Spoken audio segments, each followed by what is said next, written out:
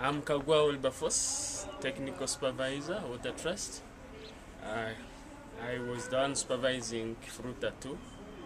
Kifuruta II is 22 feet deep and it has a water column of 8 feet. We are sure that the 8 feet will be able to serve the community. The community participation was good during the construction, and that's why we managed to succeed in the construction.